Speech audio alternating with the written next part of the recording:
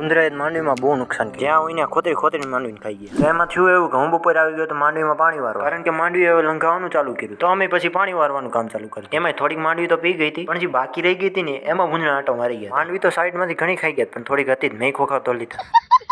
પછી તો નાકામ પાવડો મેં કીધું હવે માંડવી ઉપાડીને જોઈ જોઈએ કેવી માંડવી. એમાંય કોરામ માંડવી ઉપાડી પછી તો જોર લગાડવું પડ્યું. એક આથે તો માંડ ઉપડી, અને આ જોઈ લો ખોખા એના. ખોખા તો બહુ વધારે હતા નહીં, કારણ કે વધારે ગોગડા. કીધું જેટલા પાકલ છે એટલા ખાય ને. પછી તો દાબવાનું ચાલુ કર્યું. મજા આયા. પછી કીધું એકાદો છોડો પાયેલ માંડવીમાંથી ને ઉપાડીને જોઈ જોઈએ કેવા ખોખા એમ. અને એમાંય ખોખા ઠીક જ હતા, અમુક તો ગોગડા હતા વધારે કાચા. પછી તો માંડવીના ખોખાને ધોયા વિના એમનામ જ અંદર ને અંદર દાબવાનું ચાલુ કરી દીધું. એમાંય થોડા ખોખા ખાધા ક્યાં તો પાણી નાખું વારવાનો ટાઈમ થઈ ગયો, એટલે પછી છોડવાનું છેડે મેં કીધું પછી ખાઈશું. નાકું પેલા વાર લે.